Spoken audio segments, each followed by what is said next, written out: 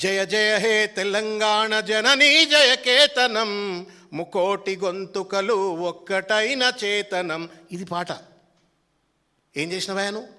వాడు ఎవరే మా బాహుబలి డైరెక్టర్, పెద్ద మనిషి పేరు ఆయన ఎవరు? పెద్ద ఆయన కీరవాణి గారు, పద్మశ్రీ అవార్డు పద్మవిభూషణ్ వచ్చింది ఆయనకు. ఆ పెద్ద ఆయనతోటి నువ్వు ఏం చేసినావు? దాన్ని నీ సొల్లు మనస్తత్వంతో అంత అద్భుతమైన పాట అది. ఇప్పటికీ పాడుకుంటాం ఆ పాట, చైతన్యం కోసం పాడుకుంటాం. తెలంగాణ అస్తిత్వాన్ని, ఆత్మగౌరవాన్ని, ఉద్యమాన్ని గుర్తు చేసుకోవడం కోసం ఇప్పుడు పాడుకుంటాం ఆ పాట. ఆ పాట స్వరూపాన్ని మార్చేసినావు, స్వరాన్ని మార్చేసినావు, రాగాన్ని మార్చేసినావు, మ్యూజిక్ని మార్చేసి నీ సొల్లు సినిమా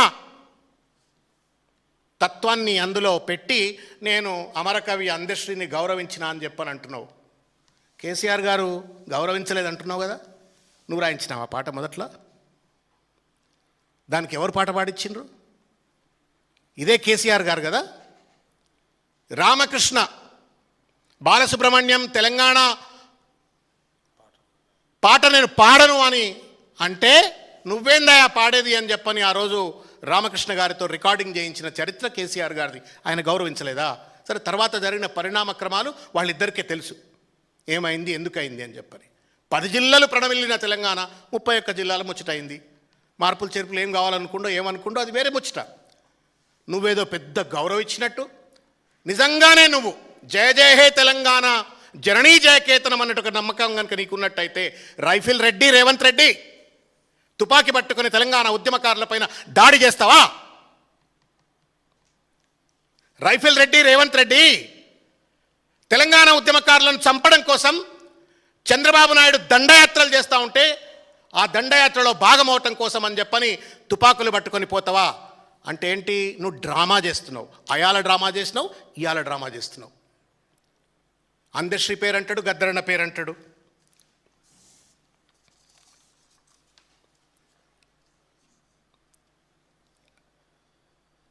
గద్దరన్న గురించి మాట్లాడుతున్నాడు. నేను మళ్ళీ చెప్తా ఉన్నాను, ఒక ఉద్యమకారుడు, అందరం ఉద్యమకారులమే. ఇక్కడ కూర్చున్న వాళ్ళంతా మా రాకేష్ అయినా, ఉపేందర్ అయినా, తల్లి అయినా అందరం తెలంగాణ ఉద్యమంలో పనిచేసినటువంటి వాళ్ళం. పోలీసు దెబ్బలు తిన్నాం, జైళ్ళకు పోయినాం, పోలీస్ స్టేషన్లకు పోయినాం. జై తెలంగాణ అంటే అదేదో వందే మాత్రం నినాదం అన్నంతగా పవిత్రంగా జై తెలంగాణ అంటూ కేసీఆర్ వెంపట్ట నడిచిన ఉద్యమకారులం మేము. గద్దరన్నకు ఏం నివాళిచ్చినావు నువ్వు? గద్దరన్ను కమెడియన్ల అవార్డుకు గద్దరన్న అవార్డా? ఐటమ్ సాంగ్స్ బాగా రాసినోళ్లకు, పాడినోళ్లకు, ఆడినోళ్లకు గద్దరన్న అవార్డా? గద్దరన్న జీవితం సినిమా జీవితమా, కల్పితమా, నటన? గద్దరన్న జీవితం తరతరాలు 100 ఏళ్ళు నిలబడేటువంటి ఒక అద్భుతమైన జానపద చరిత్ర, జానపద గాయం అది, గేమ్ అది.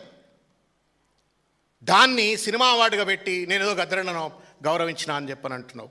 నిజంగా రేవంత్ రెడ్డికి గద్దర్ మీద కృతజ్ఞత ఉంటే, ఎందుకంటే ఆయన పాట, ఆయన మాట, ఆయన చేసినట్టు శ్రమ వల్ల కూడా కాంగ్రెస్ పార్టీ కొద్ది గొప్ప అధికారంకి వచ్చింది. గౌరవించే తీరు యూనివర్సిటీ పెట్టు, ఒక ఇంటర్నేషనల్ యూనివర్సిటీ పెట్టు.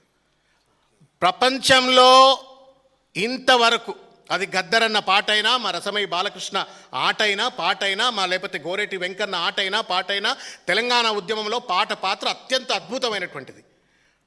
నువ్వు నిజంగానే గద్దరన్న వల్లనే నువ్వు అధికారంకి వచ్చినా అన్న కృతజ్ఞత నీకుంటే ఆయన పేరు మీద యూనివర్సిటీ పెట్టు. మేము మాట్లాడతాం రేపు మళ్ళా కేసీఆర్ గారు ముఖ్యమంత్రి అయిన తర్వాత మేము తప్పనిసరిగా మేము రిక్వెస్ట్ చేసుకుంటాం. మేము ఎట్లా గౌరవించుకోవాలనో గద్దరన్న అట్లా గౌరవించుకుంటాం. సినిమా అవార్డుకు గద్దరన్నను పరిమితం చేసి ఒక నటనకు, ఒక కల్పితమైన డ్రామాలకు, అవార్డులకు గద్దరన్నను కల్పితం చేసి నేను గద్దరన్నను గౌరవించిన అంటాడు. మా వెన్నెలక్క, మా అమ్మ, మా గద్దరన్న ప్రియమైన కూతుర్రాలు. ఓడిపోయేటప్పుడేమో ఎమ్మెల్యే ఇస్తావు, అధికారంకి వచ్చినాకనేమో నువ్వు ఎమ్మెల్యే అయ్యేవట. కడియం శ్రీహరి బిడ్డకేం పెద్ద కిరీటాలు ఉన్నాయని చెప్పని ఎంపీకి ఇచ్చినావు. మరి అప్పుడు ఎందుకో తీసుకుపోయి వెన్నెలమ్మకి ఇయ్యలేదు నువ్వు? వరంగల్ ఎంపీ ఇవ్వగలుగుతుంటే నువ్వు నిజంగానే గద్దరన్న మీద ప్రేమ ఉంటే. ఎవరిని మోసం చేస్తున్నావు రేవంత్ రెడ్డి? నువ్వు డ్రామాలు ఆడు, వీ హ్యావ్ నో ప్రాబ్లం. ఇప్పుడు చంద్రబాబు నాయుడు గారు కూడా అంటే వరుస వచ్చింది కాబట్టి చెప్తున్నాను నేను. వెన్నుపోటు పొడిచి ఎన్టీ రామారావును మళ్ళీ అదే ఎన్టీ రామారావు విగ్రహం అక్కడ పెట్టి దండలేసి మా నాయకుడు ఎన్టీఆర్ అని చెప్పుకో తెలుగుదేశం పార్టీ రాజకీయం చేస్తుంది. నువ్వు అదే కోవ రాజకీయాలు చేస్తా ఉన్నావు. ఇలా నువ్వు డ్రామాలు చేస్తే చేసుకో, మాకేం అభ్యంతరం లేదు. బట్ మమ్మల్ని ఎందుకు తిడుతున్నావు? కేసీఆర్ గారిని ఎందుకు తిడుతున్నావు? అందశ్రీ గారు ఎట్లయితే ఉద్యమకారుడో, గద్దరన్న ఎట్లయితే ఉద్యమకారుడో, కేసీఆర్ గారు కూడా అట్లే ఉద్యమకారుడు కదా.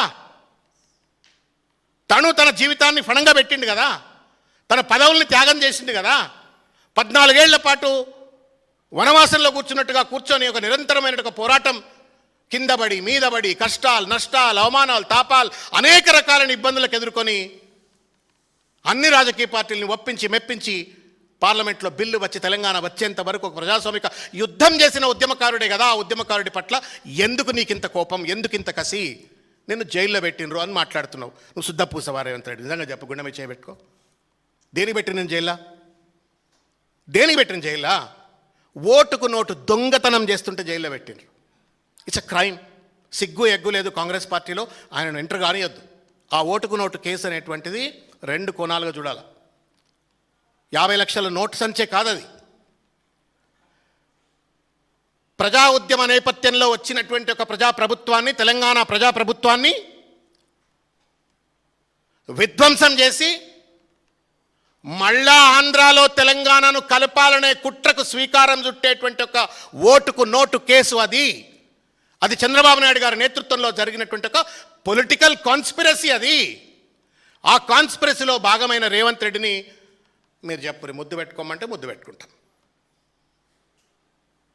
ముద్దు పెట్టుకొని మూతులు నాకుతారు ఆయన ఏమన్నా? You wanted to destroy. Srikantachary నుండి మొదలుకుంటే దాదాపు 1100 మంది తెలంగాణ అమరవీరుల యొక్క త్యాగాల ఫలితంగా వచ్చిన తెలంగాణ రాష్ట్రాన్ని ఆంధ్ర పాలకుల యొక్క మెప్పు కోసం ఓటుకు నోటు కేసు ద్వారా నువ్వు ప్రజాప్రభుత్వాన్ని, కేసీఆర్ ప్రభుత్వాన్ని విధ్వంసం చేసే కుట్ర చేస్తుంటే ముద్దు పెట్టుకోవాలట. ఆయనను జైలుకు పంపొద్దట. జైలుకు పంపితే నన్ను ఎన్ని జైళ్ళకో పంపినరు అని మాట్లాడుతున్నాడు. కేసీఆర్ మంచోడు, ప్రామిస్ చెప్తున్నా. నాలాంటోడు అయితే బిడ్డ నువ్వు జీవితంలో బయటికి రావు, బయటికే రావు నువ్వు జీవితంలో. Because it is not about KCR, it is not about TRS, it's about 4 crore people self respect and pride and sacrifices and struggle. 60-70 సంవత్సరాల నిరంతర పోరాటం తర్వాత వచ్చిన తెలంగాణ ప్రజాప్రభుత్వాన్ని విధ్వంసం చేస్తున్నాడు ఓటుకు నోటు కేసులో. నన్ను జైలుకు పంపినరు అని చెప్పని సొల్లుకు తలుగుస్తున్నాడు. పేపర్లలో టీవీలలో రాస్తున్నారు. అది ఎందుకు పంపినరు రేవంత్ రెడ్డి నేను జైలుకు? నువ్వు చంద్రబాబు నాయుడు గారికి తొత్తుగా మారి తెలంగాణ ప్రభుత్వాన్ని కూల్చాలని కుట్ర చేసినప్పుడు కదా నిన్ను జైలుకు పంపింది. ఇంత పెద్ద కుట్రలు చేసి రేవంత్ రెడ్డి శుద్ధ పూస లెక్క. రెండోది, కాంగ్రెస్ ఆలోచించుకోవాలి ఇప్పటికి కూడా. ఎవరి చట్టాన్ని ఆయన ఉల్లంఘించాలని చూసిండు? రాజీవ్ గాంధీ చట్టాన్ని, యాంటీ డిఫెక్షన్ లా. పార్టీ ఫిరాయింపుల చట్టం పట్టుకొచ్చింది రాజీవ్ గాంధీ. రాజీవ్ గాంధీ చట్టాన్ని విధ్వంసం చేస్తాడు, తెలంగాణ ప్రజలు ఎన్నుకున్న ప్రభుత్వాన్ని విధ్వంసం చేస్తాడు. ఆయన పెద్ద జాతీయ నాయకుడు, దేశ నాయకుడు, ఉద్ధారకుడు. ఆయననట జైలుకి పెడితే తప్పు అని చెప్పని వారు మాట్లాడుతున్నారు. నేను ఇంకొక విషయం చెప్పదలుచుకున్నా. తాడే కదా అని మెడకేసుకుంటే పామయ్య గర్షిండు రేవంత్ రెడ్డి వాళ్ళ.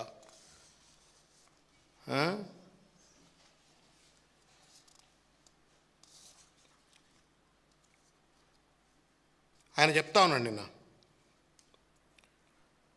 రోజుకు 16-18 గంటల పాటు ఈ సహచర మంత్రివర్గ సభ్యులు పనిచేస్తున్నారటన. A joke of the year ఇది. 16-18 గంటలు. ఈ భాష ఇంతకుముందు ఎక్కడో విన్నాం మనం, ఢిల్లీలో విన్నాం. నరేంద్ర మోడీ మే 18 గంటే కామ్ కర్తా అంటుండు. ఈయన కూడా 18 గంటే. ఈయన ఒక్కడే కాదట, మంత్రివర్గ సభ్యులంతా కష్టపడుతుండట. నేను అడుగుతా ఉన్నా రేవంత్ రెడ్డిని, నువ్వు 18 గంటలు నిజంగానే పనిచేసినట్టయితే నీ 3 సంవత్సరాల బ్యాలెన్స్ షీట్లు పట్టుకురా, బడ్జెటరీ షీట్స్ పట్టుకురా.